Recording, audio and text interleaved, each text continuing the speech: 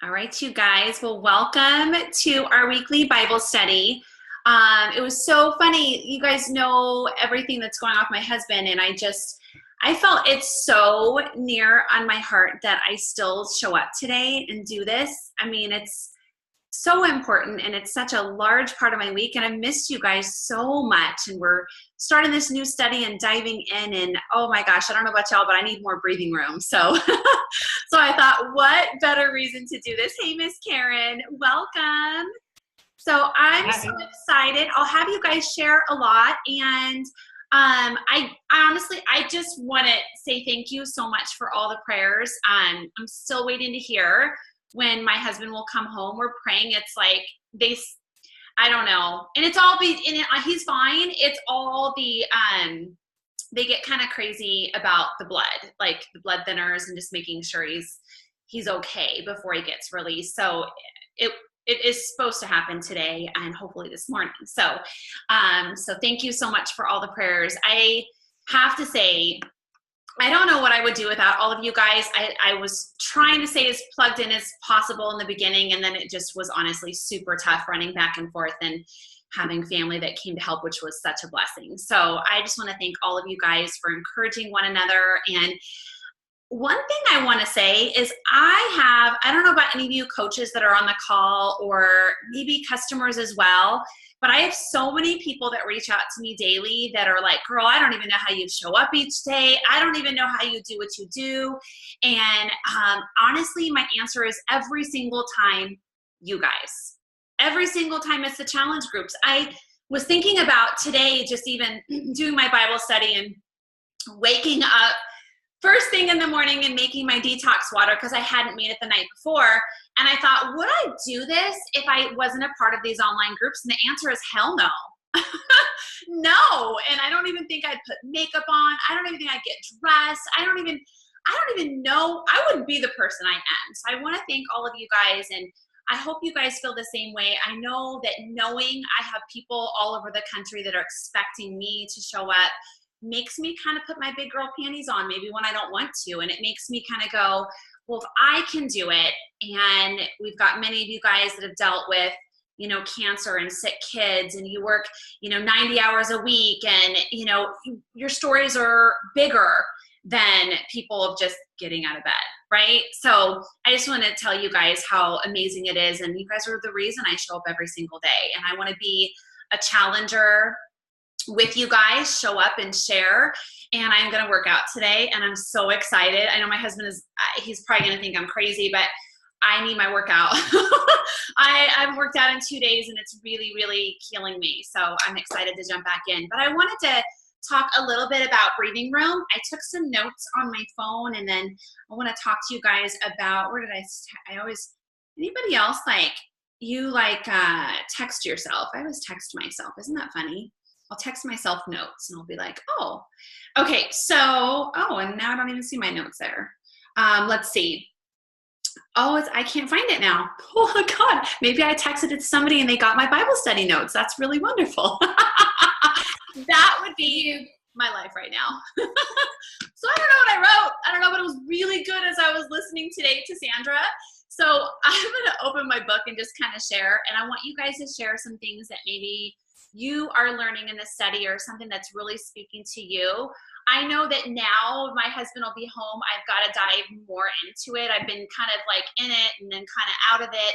I've been still every morning like praying and putting him first, and putting in from our last Bible study, the one from Priscilla Shire, just the prayer aspect of the PRAY, which I should share in this group because it just really teaches you how to pray with God instead of just asking. So turn to page 16. I don't know if you guys are on page 16 yet, but she says the daily activity on page 16, I actually have already gone to the financial part. I don't know have any of you guys gotten to the financial videos yet? You guys done that? I was laughing today. I was watching the videos and the financial. Anyways, when you get there, it's like where is it at? It's, let me pull up the app real quick. Wow, I think it'll resonate with a lot of you guys. I have to, let me look it up really quick. I think it's part 2 of it's time. No, it's part 3, money, talking about money. So, and that's really heavy on my heart right now, which I'm actually going to talk a little bit about. So, but I want to go to page 16 and then I'll go to that. But I watched the videos and I know that you guys watch the videos. They're so relatable. And as far as time, is fear, and money. I think all of us can relate to them, and especially even the people in the beginning of the videos that kind of are going back and forth. But I want to talk about the fear, and she talks about, in this week's video, we talked about a few common but often understandable fear that can be deplete us of our breathing room. How specific have you seen these fears play out in your decision making? So I'd love to hear this from you guys. So I'm actually going to share mine with you guys. I know they're super personal, and you guys do not have to share yours. I want you, like, if you feel like it's something you want to share, I want you to share it. But I think it's really great to hear what you say, like, Jennifer and Karen, I know Julie's at work, but I want you guys to know, and I tell my team this all the time, you are no different than me. We are all exactly the same. The only difference between maybe some of the people that watch this Bible study or being a part of like the 8th challenge group versus the 1st challenge group is just your time. The time that you've had under your belt versus other people. A lot of people, when they join our challenge groups, will talk about how they're scared. They've got this fear of being successful. And so I really feel like this page 16 really can relate to you guys, and I really want you to write down what you fear, because remember, the fear is not of the Lord. And so that fear that you bring into your heart and your mind, if you write this down, it really has you resonate with what is holding you back in life, in everything that you do. So I want to share mine with you guys, as I really feel like it will resonate that I'm no different than any of you guys. I have the same exact fears as somebody starting day 1 as somebody starting day 500. The only difference is just time and being able to apply those tools immediately versus maybe somebody that just started, it might take them a little longer to learn those tools and apply them. Same thing with food prep and you guys, the shred plan. A lot of people will look at it and be like, oh my gosh, it's so much information. And I will always say, I've been doing this for 5 years. Cut yourself some slack, right? But I want you guys to write your fears down and share them if you feel comfortable after watching this video in the group. It's a safe place to do it, and I think it's great to see that we all have the same fears, basically. So I wrote down, it says, it may take, she writes, it may take some time to reflect, but try to write down examples for many of our fears as you can. Uncovering these could be a game changer. I know for me, do you guys want to hear something really crazy and why I'm being like such a Groundhog's Day person telling you write this down? My fears today are no different than my fears of day 1 when I became a coach. Isn't that weird? So I actually, when I wrote them down, I actually was kind of reflected on that as I see, I've got lots of new coaches and people that are just starting and trying to figure out who they are, and new challenge members that have joined and they're just trying to figure this out and, taking day 1. But as I wrote my fears down, it really brought me back to day 1 when I started, and I looked and I went, these are no different than when I started day 1. So I want to read them to you guys really quick. And elaborate on this. So it says, the first one says, fear of missing out. Example, she wrote down the concert tickets were really expensive, but I didn't want to miss a night out with the girls. Now, for me, my business, I don't think of it as a business. It is a business. Yes, I treat it like a business.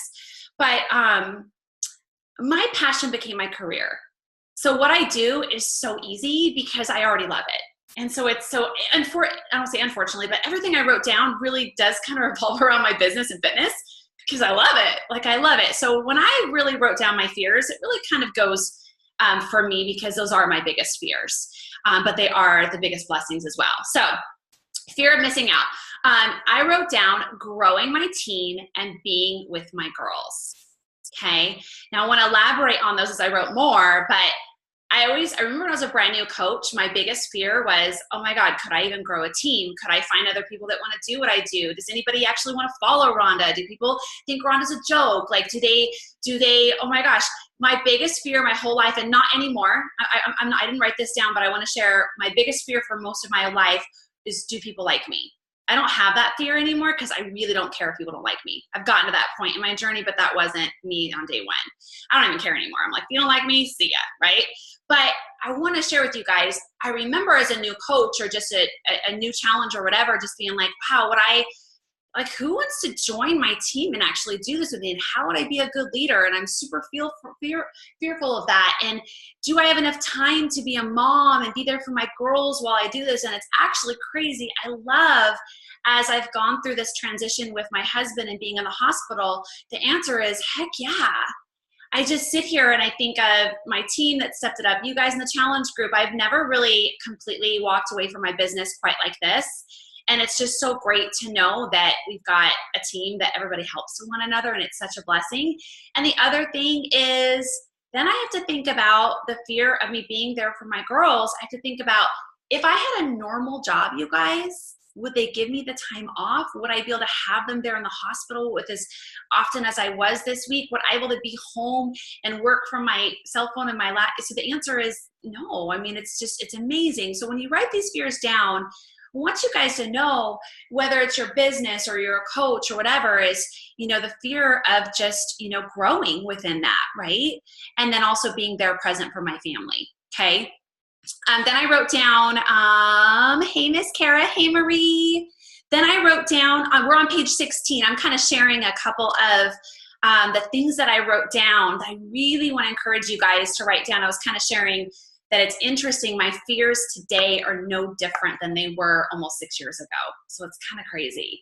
As she had us write them down, it really had me kind of go, wow. So this one is a little bit different. It says fear of falling behind. So this week I feel like I'm gonna have a panic attack every second. And I want to share why. And I know you guys can feel this as well. And I'll hurry up because I want you guys to share too. But I am not really great, and I've got to be better. And it's interesting how God puts things in your life for a reason. Okay. And I'm going to bring this back to something, and you're just going to be like, oh my gosh. And I want you to think of a moment in your life that God stopped your life. He literally stopped you in your tracks, and he's like, nope, you got to hand off some stuff in your life, and you need to delegate it, because this is where your time needs to be.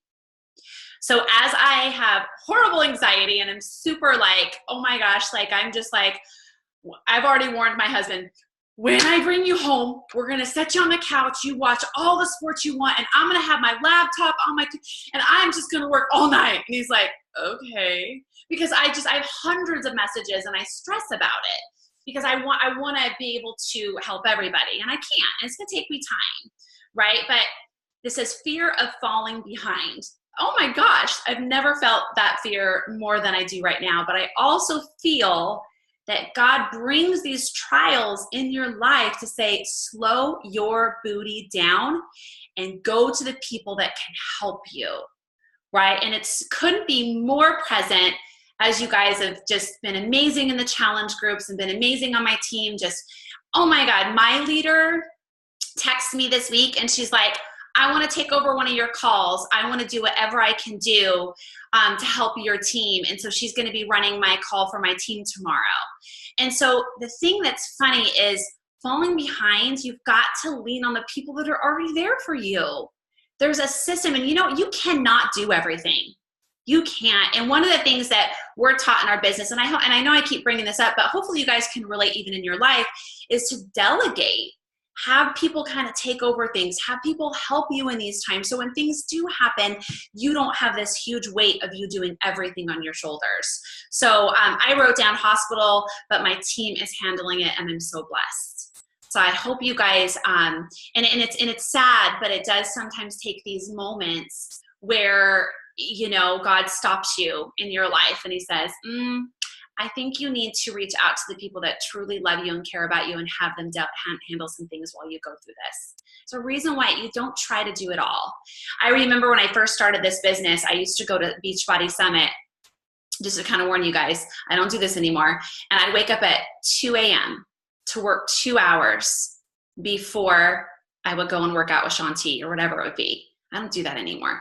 because I have a team and I have people that love me and they can handle it while I'm learning and growing at Beachbody Summit. And I want you guys to do the same in your life. Whatever it is that you're just feeling like, oh my gosh, so much anxiety, hand some stuff over. That's why we're all here for each other, right? And that's why I love these groups. So you get me once a day, but at the same time on point, you get all these amazing coaches that are just going to be able to help you there as well. Let's see. I wanted to look at let's see, Marie, I only have a few messages to return and it gives me, yeah. So Marie, you are so cute.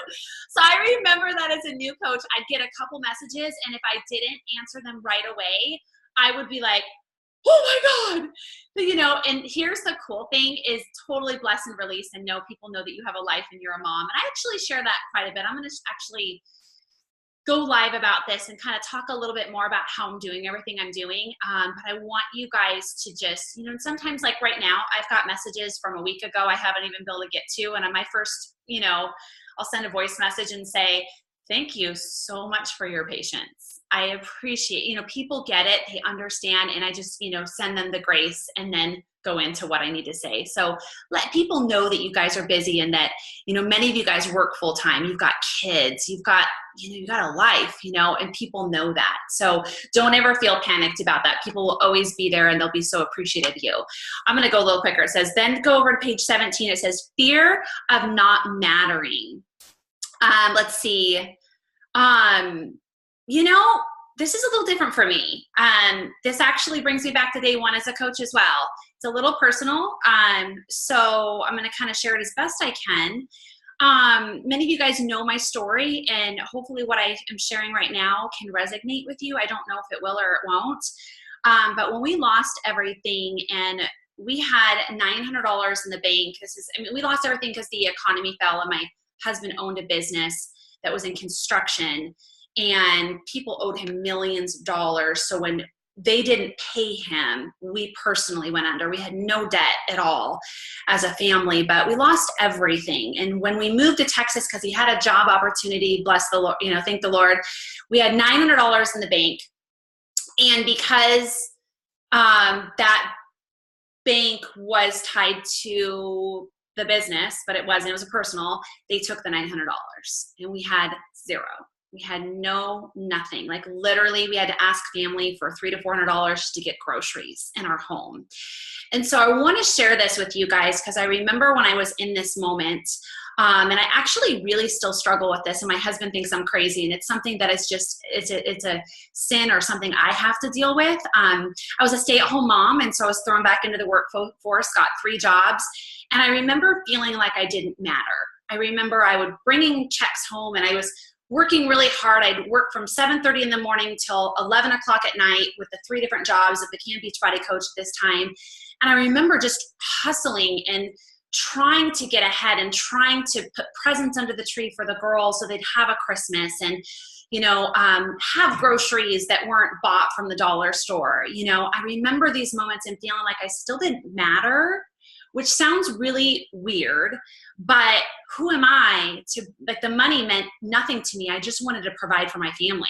I don't even, still to this day, I don't know if I'm making sense. This really sounds awful, but I make a lot of money, but I just constantly look at my husband and I say, how else can I help? How else can I help? I want to matter more. I want to matter more. I want to help for my family and help them. And the reason I bring this up as we go into the money part is, you know, we have health insurance. It's amazing. It's through my husband's business, which is amazing, but it has a huge deductible of $10,000 you have to pay up all right away. And so now we're hit with a $10,000 bill and I'm stressing about it already. And it's stupid because the fear of not mattering like takes over my heart. And I do matter and I can make a difference. It is so stupid that money pays this. It's so dumb because I just want to be the best wife and mom I can be for my family. And I'm scared that I'm not going to matter. And that's so stupid, right? Because no matter how hard I work, it's almost never enough because I'm scared to be at the part in our lives where we have zero money and I can't buy groceries for my family and I'm opening up a can of beans that expired and feeding my family dinner and hoping it doesn't taste bad. I'm I'm fearful of that moment again in life because it was so scary and so stupid because we're fine. We're fine, but I know my husband stresses, and it's just emotional. You know, as I was listening to this, the money part today, it just really tore at my heart because it's stupid how I'm so thankful we lost everything, because man, $20 means everything to me. Everything to me. But the fear of not mattering and making a difference for my family, as I wrote this down, is just so stupid. And I wrote down this. It says, working hard, getting ahead. But then I wrote this, but look what it did to my marriage. Okay. And I've shared this publicly, so it's fine. And you guys may not remember or know, but like, for 2 or 3 years, we've worked so hard to get a home again. And so we're not paying rent. And in the midst of working so hard to get ahead and hitting our goals, and my husband and I setting these goals, where he's very business driven, I'm not. And whatever he tells me to do, I will go and do it. I will do whatever it takes to make that happen. And, in the midst of this, we lost each other. And that's why I share so much about my husband more now. Is last fall, we looked at each other and, you know, we wondered if we should be married or not. We were like, we've worked so hard to get where we are. Who are you? I don't know who you are. Right. And we literally got this place where, like, either we stay married or we don't. How are we going? We need to decide what's important. And we worked so hard at getting ahead, and I had so much fear of not mattering that it affected my marriage, because we're so busy doing those things, getting ahead. And so you see me share my husband a lot more because I'm so blessed that we're not in that place anymore. But I think it took getting in that place where we looked at each other and we're like, are we roommates? We're roommates, aren't we? And we're not okay with that. So I share this, and I'm sorry I cried, but the fear of not mattering, but also that fear of trying to get ahead almost led me to divorce.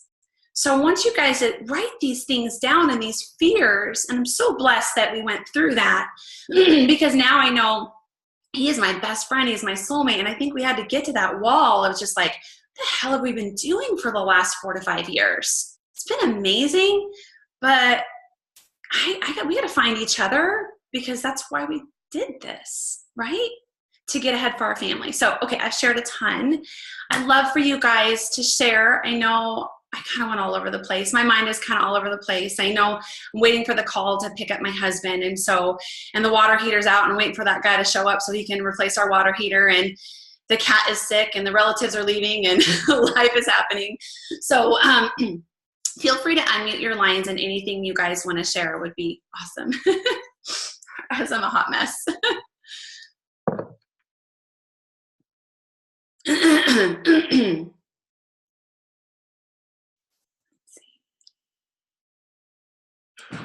If I can hear you, can't tell me.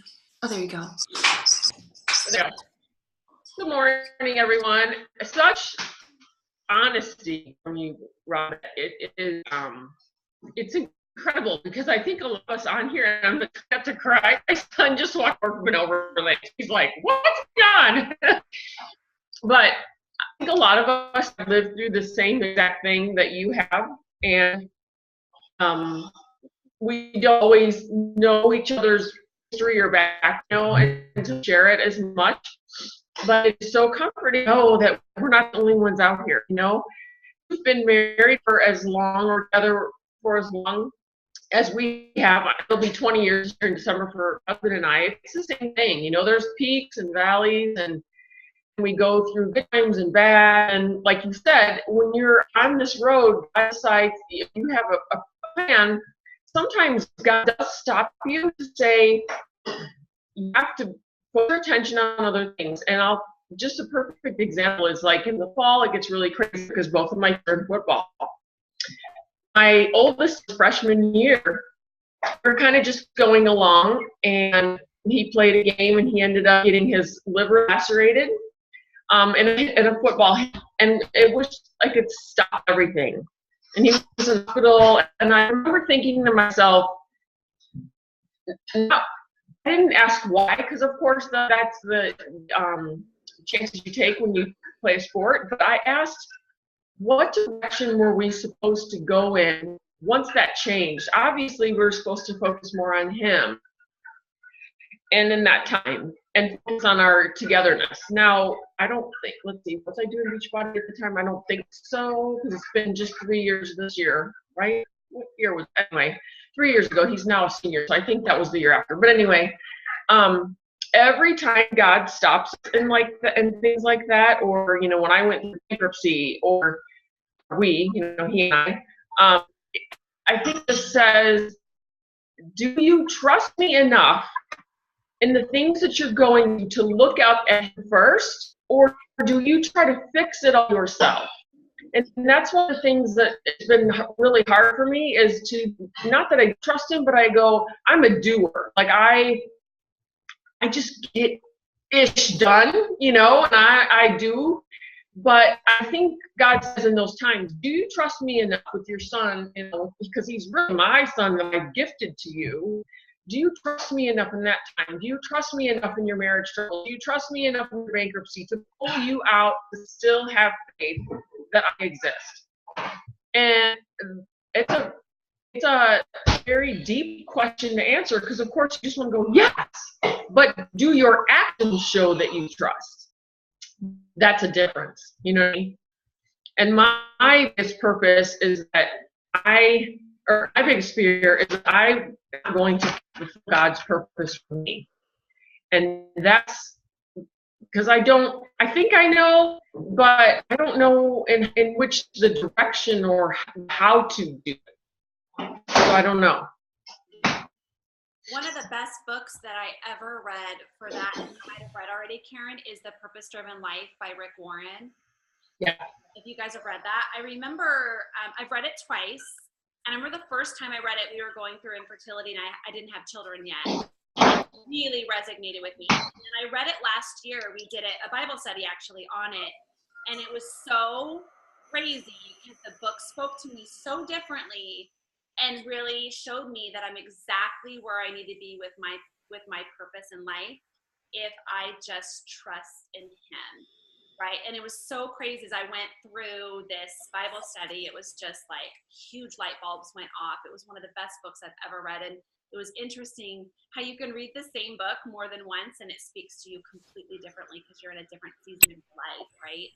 So, but Karen, I think so many of us, we're like, yes, we're a Christian. We believe in God. He's going to take over. But it's like, wait a minute, you're saying it, but are your actions daily? And that's why, like today, I know my husband didn't say, but he was probably like, you're going to get on a call today? And I'm like, yes, I felt like I needed to be on this call, not just for me, but for all of you guys and for the Lord. And like, what is 30 minutes of my life to be able just to connect and make my entire week more about him, to glorify him, so that my actions and my words do match together. And it isn't easy always. And it shouldn't be. Anything worth having should never be easy. So I do think that it's so easy nowadays to say, I'm a Christian, I love God, he's the center of my life, but then we don't do anything during the day for him. I did it for years. I go to church on Sunday. I might be good for a few, heck, by the time we got home, we were all fighting. That happens sometimes, you know what I mean? But like, it's like, come on, like, take that deep breath, and like, are those actions and those words actually like correlating together? So Karen, I love that. It's so true. You just got to be patient, and God brings you these times in your life and these seasons for a reason and a purpose. So does anybody else want to share anything that spoke to them, or hopefully my eyelashes won't fall off now.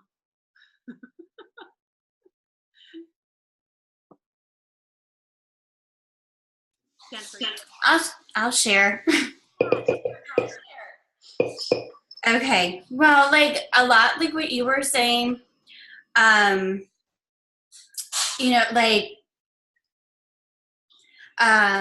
husband worked for his dad a long time ago, and then his mom and dad got a divorce after like 30 some years of marriage, and that like really rocked our boat, because like we were just starting to have kids, And so, like we were kind of at a loss, and luckily we were able, with his mom's help, like we partnered with her and we bought a business, and he did what he loved for so long, but kind of in that midst, like we lost, like kind of what you were saying, like he would say to me, we're just like roommates. And now I think like this whole thing has given me like my life back. I'm happier, and drawn me closer to God. I've always had a strong faith, but we were watching our wedding movie last night, and he's like, it's so amazing. That was 14 years ago, like where his faith was 14 years ago and where it is now. I mean, like we can't get enough of each other. And it's like, I don't know, like just what we went through had really, I don't know, like his parents their thing shouldn't have affected us the way it did. But it just kind of like rocked our world. And then being new parents and being young, and just like we're in a totally different spot now than where we were when we first got married. And I know, I don't know what I'm saying, but just it's amazing, like when you lean on him, how things can change. Like what you were saying about money, like things are better now, except for the kids screaming. But you still like worry about money, even though you shouldn't. Like you should trust that he's gonna take care of everything. Because like you said, it's not ours anyways. We talked Sunday in church how none of this is ours. We're just managers of it. And we have to be good managers of it. And it'll all work out. But I know like that has to be so hard for you to have that hanging over your head. It'd be hard for everybody. But I guess, Well, it's true, and it's funny. Like God will provide. Mhm. And I had so many situations when we lost everything where we didn't know how we were going to pay for certain things, and it was so amazing to watch how God worked. All of a sudden, something would show up. All of a sudden, somebody would step in, and you're like, "Wow!" If I just would have actually just slowed down and just surrendered that moment to Him and said, "Lord, you are in control of this." And the same thing with our medical bills. We have this, it's amazing insurance, but you have a huge deductible. So now the rest of the year, we don't have to pay for anything, but it's kind of, it's a little crazy up front, but it's like, I just have to sit there and say, Lord, you will, because I know my husband is like, totally like, oh my gosh. Right. And we just have to say, Lord, you're going to provide for this. You're going to make everything okay. And we're going to get through this, just like we always do. And I think it's so easy to just instantly turn to self and get stressed out and get anxiety and all these things over things we have no control over, right? We just get so upset when really, if we could just turn to Him instead in these moments, write our fears down, make them more present. That's what I really want you guys to write down your fears. It really made me really just really think about it more. I was like, oh my gosh, I still have so many of the same fears, and I need to hand these over to Him, right? So Jennifer, I love that. And I love that what you shared. I think all of us going through these seasons of life with our spouses really does just bring us closer as long as we're doing it. We have the relationship with the Lord, and we continue to go through, sometimes we'll go through those seasons of life with God where we're, way closer, and other times we might be slipping, and then we're like, oh, and we'll get back on, same type of thing, right? But my husband and I were talking about, and I don't want to say I'm old, but yeah, I guess I am kind of older. That sounds really weird. But because I don't feel old, but it's one of those things where I think like as you get older, you start to realize that God, they are your best friend. They're there for you for everything. They're your stronghold. We constantly tell our girls that if we put our marriage first, then we're gonna be better parents. And so that's why we go on these dates and why we do these things together. And it's sometimes hard for the girls because they're like, well, we want to come. And I'm like, well, I want to come to your play date too, but I don't, you know? So it's to constantly just show them that we are putting our marriage first. And I think my husband and I were talking about just this week how we're at a place in our lives where we don't care about anything anymore other than each other. And it's such a great place versus I think when we were younger, it was just about painting a picture and, you know, all those things. And now it's like, I don't care about any of that as long as I have you. So, and leaning on the Lord in those moments and those fears. So Jennifer, thank you. I can so relate. So it's funny hearing you talk about a little bit of your story is so much my story. My husband worked for his dad. And then my husband bought him out and then the economy fell and then we had to pay them off. It was just so much crap. So it was interesting. We were in a super similar situation and it was challenging, but I look back now and, you know, God had a purpose even in that mess because we made it. We're stronger than ever and still living our lives for the Lord. So Jennifer, thank you so much. Marie, did you want to share something? Jennifer, go ahead. Well, I was going to say, you know, what's funny is, several years ago, I don't know, it was just on my heart. We got to fix this with his dad. And now we sold our business and he's back working with his dad. And so he's just like 10 minutes from the house now and instead of 40 minutes. Yeah. And it's been amazing. It's just been since last summer. But it's crazy. And you said something, well, I was going to say about the girls. We went out over the weekend for our anniversary and they actually stayed with his dad and his new wife. And they kind of gave us crap for going out. Yeah, because they want all the attention, right? Mm-hmm. Yeah. And what else was I going to say? Oh, I'll let somebody else talk and then Jennifer, I want to say something on that really quick. It's interesting, you guys. So my mom and dad are such best friends. It's like sickening. Like they've been together almost 60 years, my husband's family as well. And it's funny because it's not funny, but what we're doing, Jennifer, by doing this is we are teaching our children that when they get married someday, that their marriage comes first. And just leading by that example, because I am very clear that I'm doing exactly what my parents did. And my husband is doing exactly what his parents did. And it's so crazy to see that duplication. And so we constantly are sitting our girls down and we're like, listen, we don't take care, mom and dad don't have that date each week, then, you know, because they just want to, especially in the summertime, because they're home, you know, they just want to constantly, and then I've got one grounded all summer because she got a bad grade in school. So like, she's just doing lots of chores. So of course they're going to make us feel guilty, but I think just showing them that they literally, that if we put our marriage first, they'll do the same thing when they get married, and then they'll be less likely for divorce and letting sin and all those things, right? So I think it's wonderful. It's just explaining and sitting them down and saying, you know what? No, this is reality, you know, and and we have our space and our time. And I think it's important our children know that and they see it. They see it, not just hear us talk about it. So, yeah. I think what I forgot, just watching our wedding movie last night, like we don't look a ton younger, but we look somewhat younger. And I looked at him and I'm like, can you believe like in 10 more years watching this, like it's just going to completely blow, like, or even, you know, like my grandma who's 86 was in the movie. And I'm like, okay, someday when we're 86 watching this, that's going to be so crazy. You know, we're at that place where we watch them now and we're like, oh my God, we were children.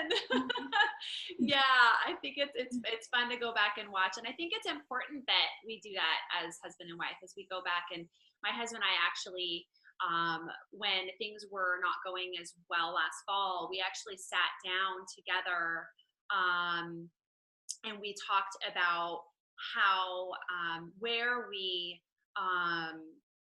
fell short in our marriage. And it was so amazing that we sat down and we recognized, and we even did this recently, and recognize some of the areas so that we won't do that again. You know, like he dove into one area, I dove into one area, and we just kind of, that's when it all kind of, you know, we were working so hard to get ahead. We weren't having the dates. We weren't having these things. We walked away from them. So I think it's so great to go back to those moments where you first met and stuff. I think it's wonderful. Thank you so much for sharing, Jennifer. Marie, did you want to share something real quick? Okay. Can you hear me? Yes. Okay. Good morning. I'm so happy for you that your husband's okay and it wasn't like this best case scenario, that it's something so fixable. And Seriously, yeah. I'm going to be sharing a lot on social, just a little bit about it, but his diet is going to completely change. It's actually shocking. All the good vegetables have a lot of vitamin K in them. So he will be eating no vegetables with vitamin K, which is really the crappy stuff because it can thin your blood. Because he'll be on thinners for a long time, maybe his whole life. We're not sure. But then some of the nurses and doctors have said no more alcohol ever again. He's like, excuse me? So, but I'm meeting with a specialist next week, and that person said he could a couple times a week, but that thins your blood. And they actually said that that's I'd be like, why he's gone as long as he did, is he does enjoy his Tito's because it's thinned his blood, so he hasn't had the blood clots sooner. That's actually hilarious. It's actually saved his life. Anyways, so Marie. life saved right off. I don't need any more. That's fine. Like I'll just keep my wine and take my leg. No, I'm just kidding. Anyways, gosh, I get so nervous before talking on here. I mean, you guys are so nice, and some of the things you said made me feel so emotional. But I don't trust God. I don't really know God, and so this is all really new to me, and it feels weird to say words out loud. Like, I mean, I grew up in church, and of course, I prayed to be saved, and you know, all the normal things you do to go through, like.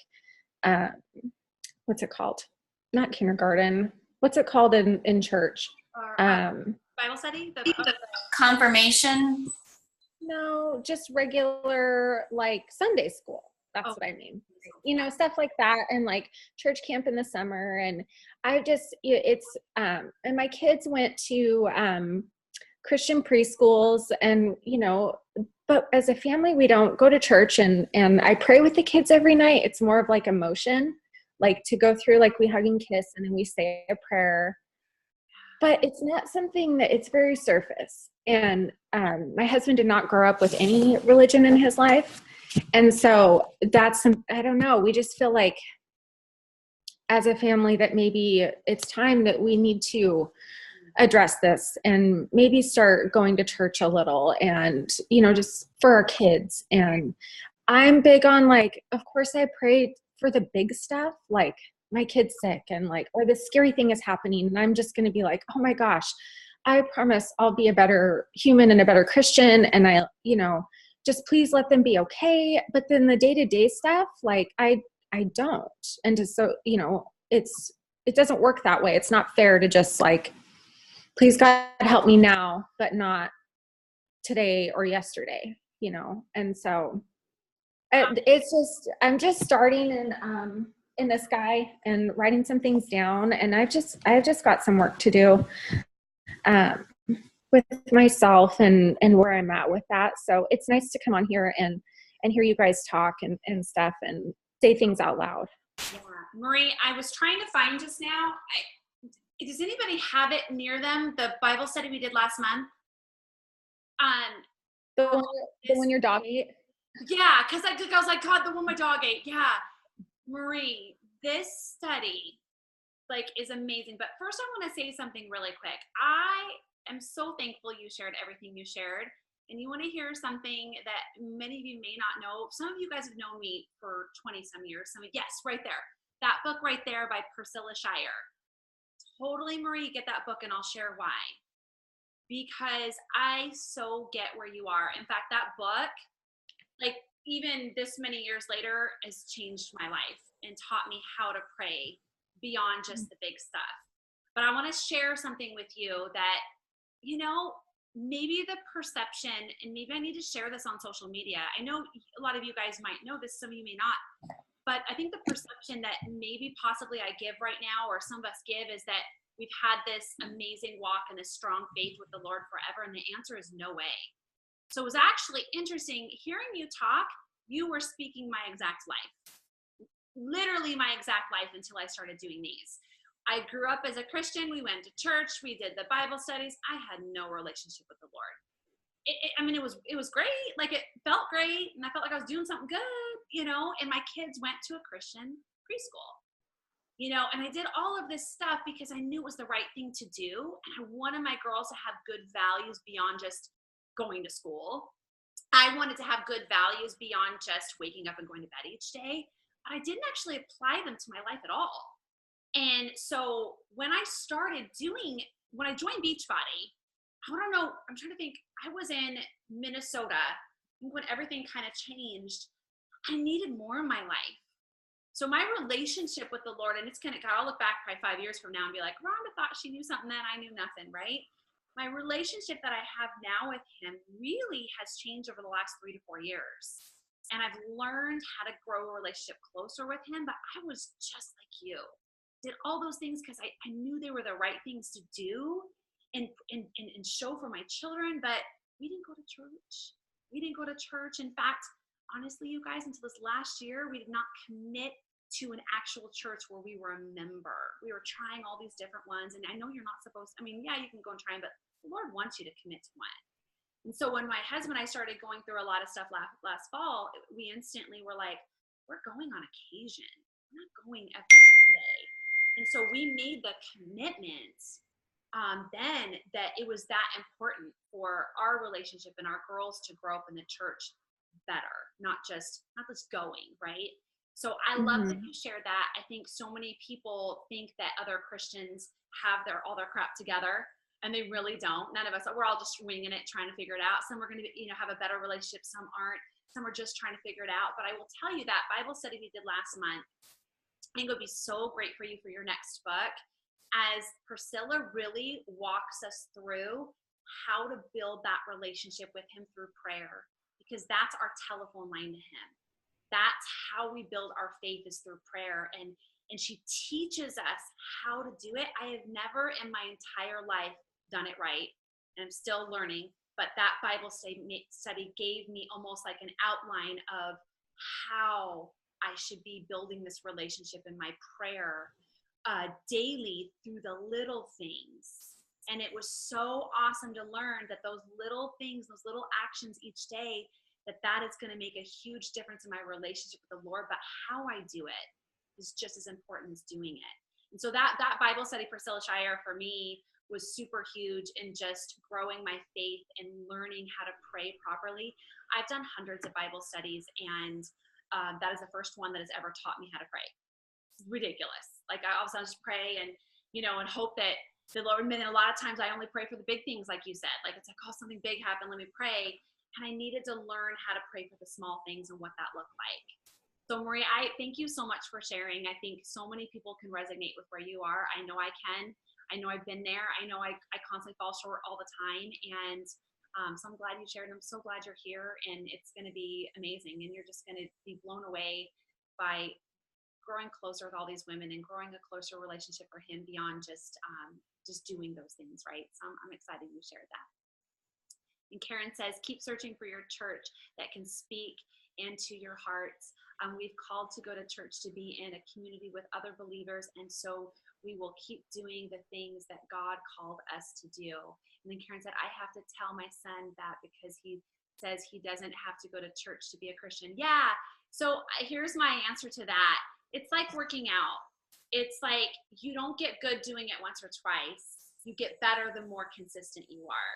It's like your relationship with the Lord, the more that you go to church. Because my husband grew up, so funny story. My husband grew up in a family where they went to church 4 times a week, sometimes 5. So he was burnt out. When we got married, he's like a huge Christian, but he's like, I do not need to go to church to feed my soul. He was like, that's been thrown down my throat all of my life, and I just don't do that, right? And it's crazy because it really is the one thing that brings you closer, and obviously prayer as well. So, so Maria, I hope that helps. I resonated so much with what you said. So I don't know if I've ever shared that or not. I don't know. So thank you so much. And we're so glad to have you a part of it. So, all right, you guys, let's end in prayer. I just thank you so much for all the shares. And I didn't plan on coming on here and crying and talking about my finances, but sometimes I don't know. Sometimes maybe the Lord wanted me to share that I'm no different than any of you guys, whatever it might be. And I think we all have fears that we just really have to focus and hand over to Him. So, and it's a constant reminder. And I think that's what's so great about these studies is we are constantly reminded that all of us are the same. All of us are the same. We're all God's children. He just wants an amazing relationship with us every single day. So that's why I wasn't going to miss this today. So you guys have a great day. I will be checking in the groups as much as, like I said, my plan tonight is to sit there, and it's going to take me probably all week, but thank you so much for being patient with me and just helping while we were going through all of this. So thank you guys. All right, let's end in prayer. Dear Lord, thank you so much for this amazing platform and just having all these people over the country that we can just honor you, respect you, and hand all of our fears and anxieties and expectations over to you, Lord. I just want to thank you, Lord, for constantly, no matter how many times we fail, you were so faithful to us. You were always there to listen. You were always there to help us through every situation, Lord, that you are our stronghold. Without you, Lord, nothing is possible. I pray that through this week, all of us will just learn to open this study. I know like a lot of it's our first time and maybe we're scared, maybe we're nervous and we don't know what to expect, but Lord, that we will write down these assignments and that we will hand them over to you. Those fears, those things that we're just uncertain of, Lord, I want you to come into our hearts and show us that we can do this if we put you first, Lord. I pray that you will protect every single person this week and just have them through their day, just slow down and just hand over any fears that they might have, Lord, that you are there with them through everything in your precious name.